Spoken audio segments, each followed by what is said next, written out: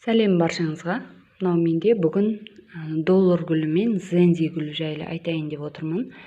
Осы доллар гүлі, зензи гүлі үйлеріңізде болса, осы 4 әдісті ұмытпаңыздар. Яғни жақсы өсу үшін 4 әдісті айта кетейін. Алдымен бірінші доллар гүлі мен зензи гүлінің айырмашылығы мен күтімі жайлы айта кетейін. Одан кейін 4 әдісті айтайын. Мынау доллар гүлі зензиге қарағанда ұзын болып өседі. Екеуінің айырмашылығы ұзындығында, бойында, яғни мынау наполный дейді, үлкен горшокқа полға қоятын, бұдан да үлкен кашполарға отырғызуға болады. Бұл үлкен болып өседі. Ал мынау зензидің бойы карликовый, жаңағы стандарт дейміз, бәр бойы бірдей болып өседі. Міне жаңа шыққан стрелкасы осындай бірдей болып өседі. Бұдан қатты биік болмайды. Ал доллар қатты биік бола береді. Сонысымен ерекше. Сосын доллар мен зензидің бір жақсы жері жапырақ тастап мазаламайды. Үйді мұсыр қылып қайта-қайта жапырақ түсіріп мазаламайды. Гүлдейді. Өте ерекше гүлдейді. Мынандай ақ түсті болып гүлдейді, домалақ. Бірақ гүлі әдемі емес, бірақ әйтеуір ел арасында осы доллар гүлдесе жаңағы үйге ақша келеді деп айтып жататындары бар. Так, енді осы зензи мен долларды жақсы өсіру үшін 4 әдісті айта кетейін.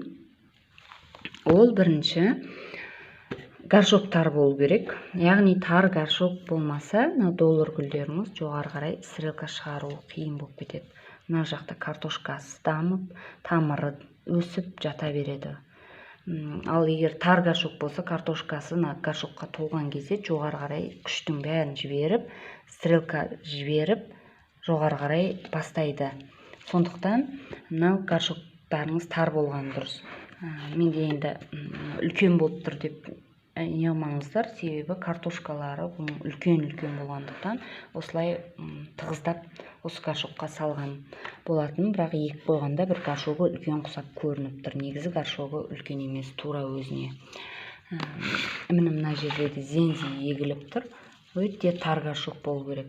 Одан кейін топырағына тоқталып өтейік. Екінші әдіс ол.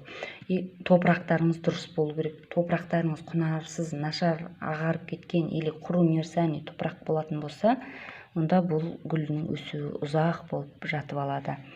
Мынау топырақтарыңызға керек жарақтарын араластырыңыздар. Яғни кара араластырсаңыздар да болады, топырақтарыңыздың арасын жеңілдетіп тұрады. Перлит араластырсаңыздар болады. Агровальт, универсальный топырақ араластырып ексеңіздер, сосын бірсыпыра егіп, жақсылап жасап қойсаңыздар, осындай жоғары қарай стрелка беріп қуантып тұрады. Егер топырағы жақсы болса, қатты удобрениені құюдың қажет жоқ. Егер топырағы дұрыс болмаса, ол 10 жерден удобрение құйып, үстінен алтын құйсаңыздар да өспей тұрып алады. Сондықтан бірінші очередь жаңағы тар горшок, екінші әдіс жаңағы топырағын дұрыстау керексіздер. Ал үшіншісі жаңағы суғару. Суғару, бір суғарғанда шөлін қандырып, осылай суғарып аласыздар да. Міне. Бір суғарғанда шөлін қандырып суғарасыздар да, өте ұзақ уақытқа дейін суғармай күтесіздер, асықпай. Мынау әбден топырақтарыңыз 100% до конца кепкенше, түгел толып кеуіп кеткенше, міне құрғақ. Осындай болғанша суғармайсыздар. Асықпай суғарасыздар. Ал бұлай жиі қайта-қайта су құйып, аз-аздан су құятын болсаңыздар, картошкасы шіріп кетеді. Кәдімгі үйдегі картошка сияқты ғой, су тисе тез шірейді да, сосын жапырақтары стрелкасы сарғайып кетті деп жатасыздар. Сондықтан картошкасын шіртіп алмауға тырысу керек. Топырақ 100% шөлдегенше суғармаңыздар. Сосын су шашып тұруға болады.